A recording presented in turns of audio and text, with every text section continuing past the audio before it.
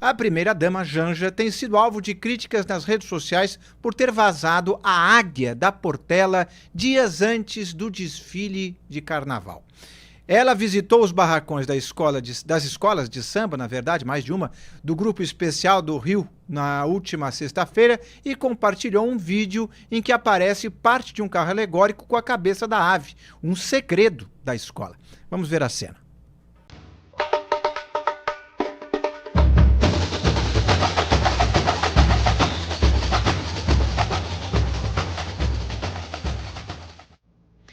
Após as críticas, a escola de samba disse que erros acontecem. Mas eu já pergunto para vocês, parece que a Janja está cometendo muitos erros, né, Wilson? Então, Inácio, eu confesso que eu tinha preparado meu comentário sobre essa história a partir de uma angulação, mas aqui, vendo o vídeo, eu já vou mudar totalmente o meu raciocínio. Eu vou deixar aqui a tela dividida, porque eu sei que isso... Eu não sei se o chat vai lembrar disso. Mas o Rodolfo, eu tenho certeza que vai lembrar. Rodolfo, você lembra daquele personagem do Hermes e Renato, o Joselito? Joselito, sim. O Joselito sem noção? Sem noção, é. Olha, eu tô achando que a Janja é a versão feminina do Joselito. Porque é muita falta de noção, gente. É muita falta de noção. E não é a primeira, não é a segunda, não é a terceira, não é a quarta, não é a quinta. Gente, parece que o modo quinta série da primeira-dama está acionado o tempo inteiro. É inacreditável. É impressionante, gente. É impressionante. Eu acho que a minha filha, que tem 13 anos, que está na oitava série, ela, no oitavo ano, melhor dizendo, mudou. Eu acho que a minha filha tem um pouco mais de noção do que a primeira-dama, gente. Porque não é possível.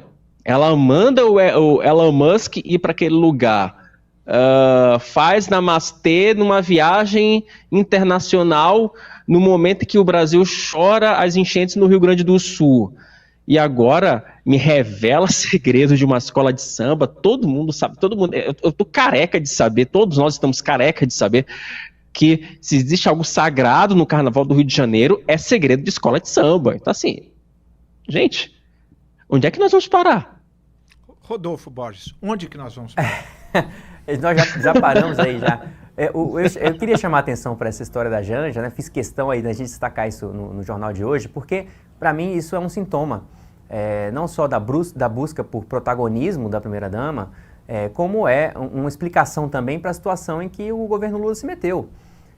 Porque ela virou essa figura ali inquestionável dentro do governo, sem nem ter sido eleita, e ela causou já constrangimentos que foram aí enumerados pelo Wilson Lima já, desde o início do governo, e aí ela teve que apagar esse vídeo, né? Falta essa informação que a gente teve que dar, que ela teve que apagar, porque aparentemente tinha um combinado que ela ia ter a gravação, porque você vê ali, ninguém está gravando escondido, as pessoas, tinha alguém gravando e estava sendo visto que estava gravando, mas que ela só deveria divulgar isso aí depois do carnaval, exatamente para proteger esses segredos.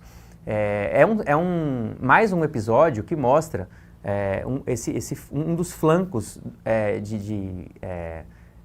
de ruindade do governo Lula, que é essa possibilidade da Janja fazer tudo o que quer, sem questionamento, e aí vai machucando o governo Lula, como já machucou muitas vezes, e agora, por meio do carnaval, que é uma coisa que não deveria ter nada a ver, também acaba desgastando mais ainda, porque ela expôs esse lado de busca por protagonismo dela. Ô Rodolfo, sabe a impressão que eu tenho? Lembro do nosso ministério que nós criamos aqui em Um Antagonista? Parece que a primeira-dama não está satisfeita, exatamente, ela não está satisfeita só com o Ministério da Crise. Parece que agora ela quer ampliar os poderes do Ministério da Crise para outros setores. E já conseguiu. O fato é isso, é que agora assim, ela deixou de criar uma crise para o governo, agora já criou uma crise para uma escola de samba.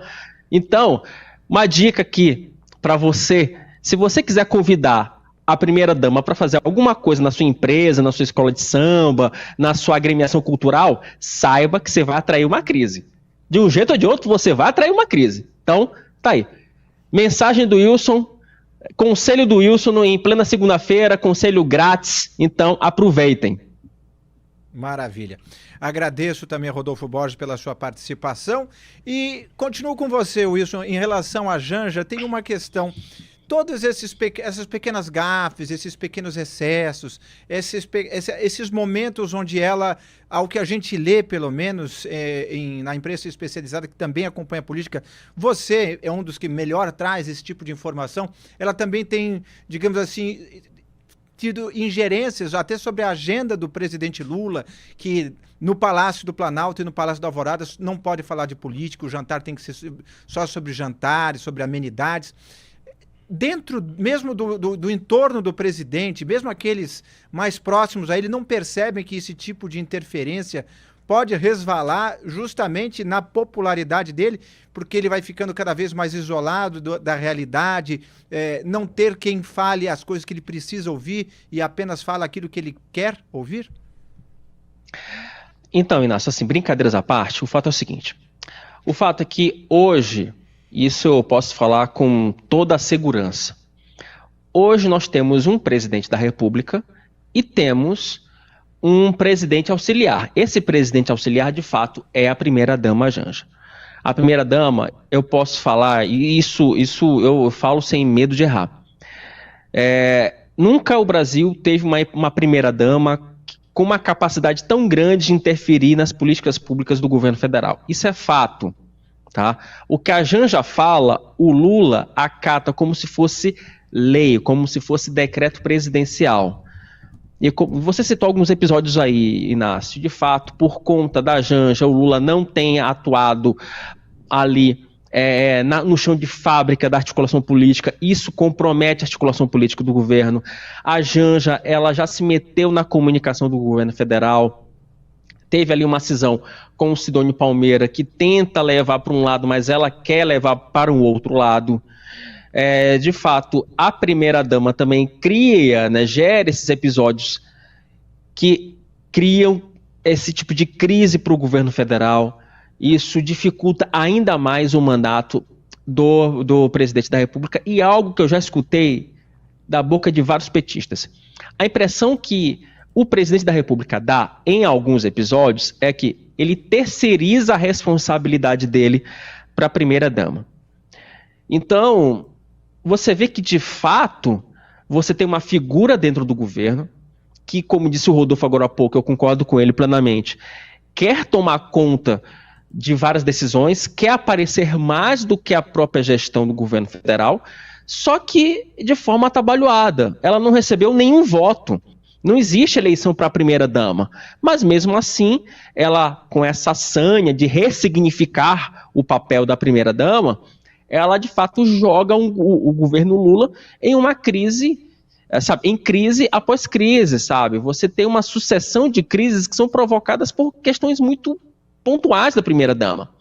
Esse episódio da Portela, ele é um episódio menor, mas ele, de fato, ele tem essa metáfora, sabe? Porque, gente, não faz sentido uma primeira-dama fazer uma visita numa escola de samba e sair exibindo essa imagem para as redes sociais. Quer fazer a visita dela? Faça a visita, não tem problema nenhum. Mas no momento em que ela quer aparecer mais do que uma própria escola de samba, isso é um resumo do que tem ocorrido nos últimos 2 anos. No governo Jair Bolsonaro, o Carlos Bolsonaro tinha esse problema. Ele queria aparecer mais do que o governo.